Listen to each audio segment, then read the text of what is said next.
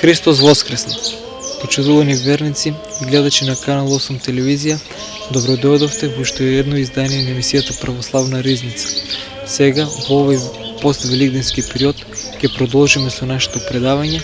Имено претходно зборувавме за покајанието за исповедта, а сега ќе позборуваме за Духовниот Отец.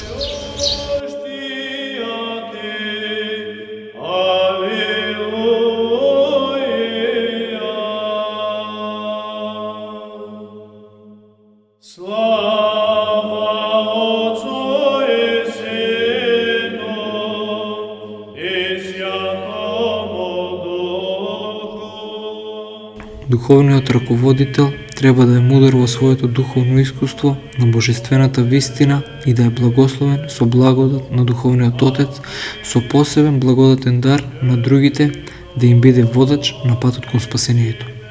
Тоа што тој им го дава на своите духовни чеда не е превосходно, морална полка или правило за животот, туку личен однос.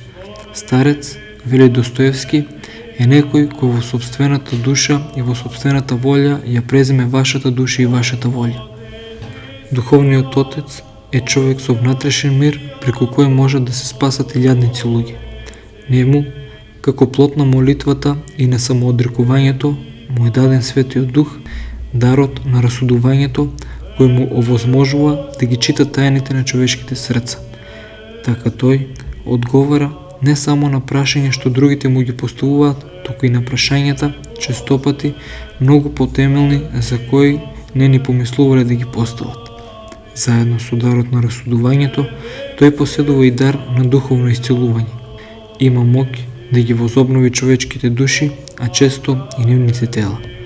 Ова духовно исцелување тој не го спроведува само со своите утешни зборови, туку и со своето молчење, па дури и со самото свое присуство.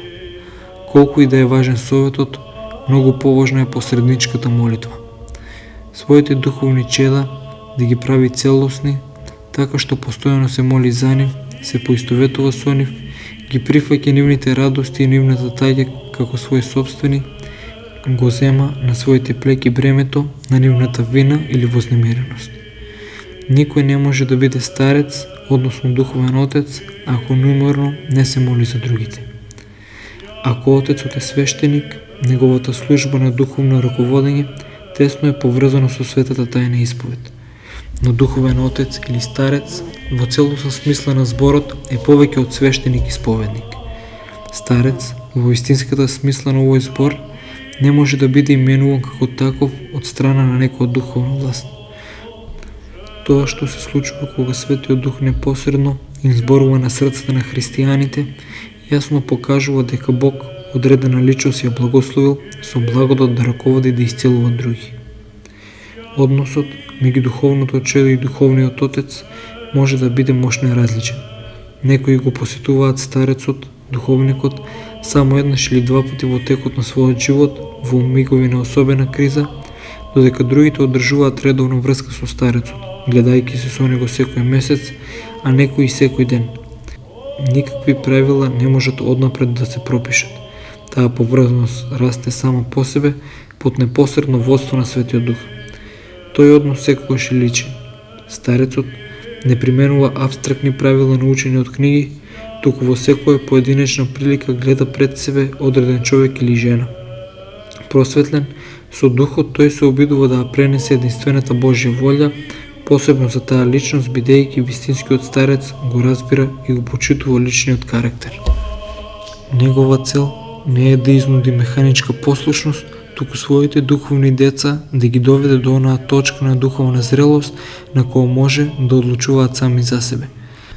Тој на секого му го покажува неговото вистинско лице, кое што порано во голема мера било сокриено и од самиот човек. Неговиот труд е творички и животодавен и му возможува на другиот да ја изврши задачата која што на почетокот му изгледала невозможна. Сето тоа старецот може да го постигне исклучиво затоа што секој лично го сака. Тој однос дури е заемен. Старецот не може да му помогне на другиот се додека другата личност не посака да се промени и со љубов и со доверба да го отвори срцето свое за старецот. Оној што оди да го види духовникот со љубопитност, најверојатно ќе се врати со празни раце и неимпресиониран. Бидејќи тој однос секогаш е личен, одреден старец не може на секого да му помогне во иста мера. Тој може да им помогне само на оние кои што духот му ги испратил. Исто така, ниту ученикот не може да каже мојот старец е најдобар од сите, туку би требало да каже мојот старец е најдобар за мене. Раководејќи ги другите, духовниот отец ја очекува волјата и гласот на Светиот Дух. Ќе ти го дадам само она што Бог ми вели да ти го дадам, кажува Свети Серафим Саровски. Верувам дека првиот збор што ќе ми дојде е вдахновен од Светиот Дух. Очигледно е дека никој нема право да постапува на овој начин се додека преку подвижнички труд и молитва не стекне исклучително силна свест за Божјото присуство. За секој што не го достигнал ова ниво, таквото односување би било неодговорно. Слично вели и отец Захари. Понекогаш човек самиот не знае што да каже. Самиот Господ зборува преку неговото уста. Човек би требало да се моли на следниот начин. Боже, ти живеј во мене, ти зборувај и действувај преку мене. Кога Господ зборува преку устата на човек, тогаш секој збор на тој човек е вреден и сето оно што го кажува се исполнува. Оној што така зборува и самиот е изненаден. Човек не смее да се потпира на сопствената мудрост. Врската меѓу духовното чедо и духовниот отец продолжува и по смртта, се до страшниот суд. Отец Захари ги смируваше своите следбеници.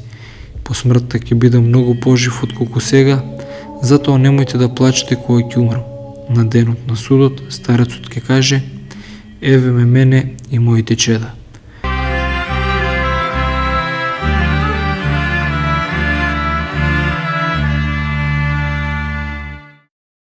Секој православен христијанин треба да има свој духовен отец. Што да правиме кога бараме такво раководство, а не можеме да го најдеме? Се разбира дека можеме да се поучиме од книгите. Без оглед дали имаме или немаме духовен отец, ќе ја читаме Библијата како би можело постојано да не раководи. Меѓутоа, тешкотијата со книгите е во тоа што не знаеме што може конкретно да се примени на секој поединец.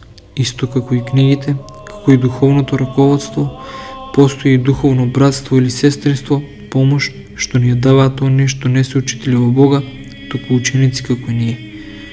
Не треба да ги пренебрегнуваме приликите што ни се нудат на тој начин.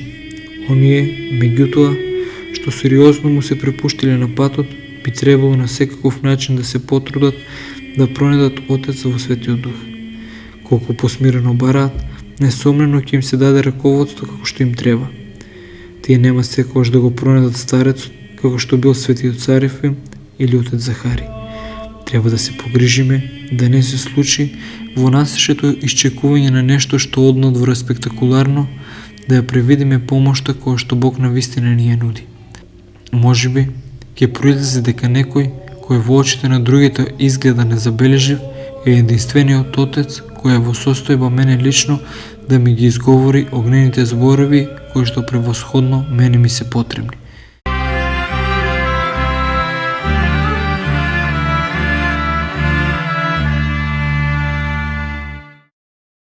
Значењето што ги има духовниот отец на патот на нашето совршенство во Христа истовремено ја открива и неопходноста да имаме сите да најдеме опитен и сигурен духовен водач. Тоа е наша обврска и наше право. А нам ни припаѓа правото на избор што треба да го направиме со големо внимание, штом, како што забележува Светиот Симеон, на вистина ретки се оние кои вистински добро пастирствуваат и ги исцелуваат словесните души. Значи потребно е внимание.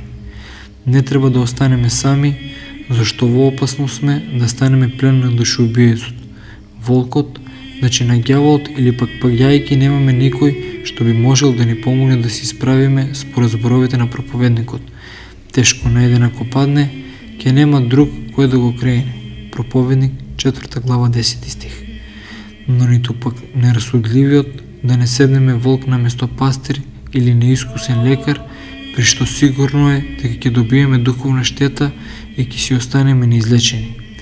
Штом и изборот, како што рековме, на Духовен Отец е наше право и му припаѓа на нашиот суд, пронаоѓањето на искусен духовен водач сочинува совршено еден голем дар Божи. Затоа светиот Симеон советува: брате, долго моли го Бога за да ти покаже човек кој може добро да те раководи.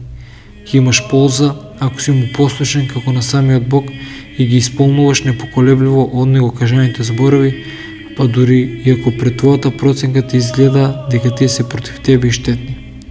Истиот учител во неговото 7 етичко слово ни предава еден вид на молитва со која што можеме да го молиме Бога да не испрети опитен духовен старец.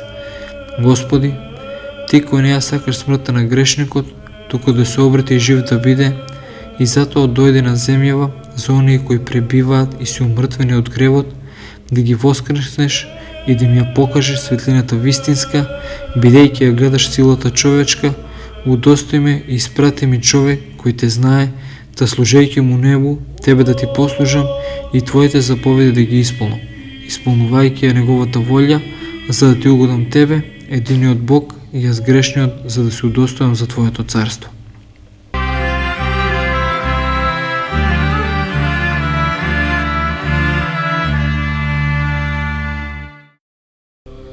Односот Духовен Отец и Духовното чедо треба да биде духовен и кон тоа треба да ги носиме нашите односи и разговори. Нешто што најмногу може да го налути или повреди Духовниот Отец е непослушанието на Духовното чедо, а нешто што најмногу може да го израдува послушанието. Не треба од Духовниот Отец да се плашиме како од деспот, но не треба да имаме ниту премногу слободен однос кон него. Тоа е како кога имаме однос кон една икона. Бидејќи Духовниот Отец е икона на Христос, така и ние треба да се однесуваме кон него. Кога ќе застане пред иконата, нема да изборуваме секакви нешта и да бараме некои барања кои се неразумни. Многу убава споредба е тоа дека Духовниот Отец го споредуваме како икона Христова, кога ќе застанеме пред неа, не сакаме да се покажеме и да ја угодиме физички, како особено жените кои ќе почнат со дарови да ги мачкаат иконите или да ставаат поголема пара, ќе палат најголеми свеќи и слично. Со тоа не можат да го подкопат Господ, така и кон Духовниот Отец. Не треба да се обидуваме да му се умилкуваме, свесно или несвесно да го подкупуваме со нашиот однос кон него, особено со тоа кој поубав подарок ќе му даде, колку поубаво јадење ќе му направиме, колку поубави зборови ќе кажеме за него и слично. Тоа Духовниот Отец ни најмалку не го радува. Во тој однос, Духовниот Отец го радува начинот или целта со која го посветуваме тоа нешто, состојбата на вашето срце и на вашиот ум. Според тој однос се пропишуваат сите останати правила и односи во релација Духовен Отец и Духовно чедо. Духовни плодови произведени или родени од личностен однос пред се кон Бога, а потоа и кон него е она што го радува Духовниот старец.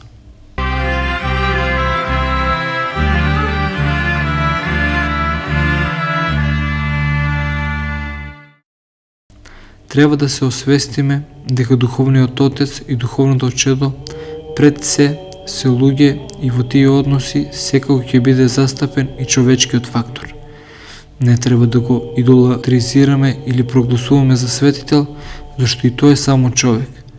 За здрав духовен раст е потребно да го осветиме ова сознание и да знаеме дека најважен е нашиот однос кон него. Духовниот Отец подеднакво сите ги сака и сите треба да ги носи кон Господ, а другото се е споредно.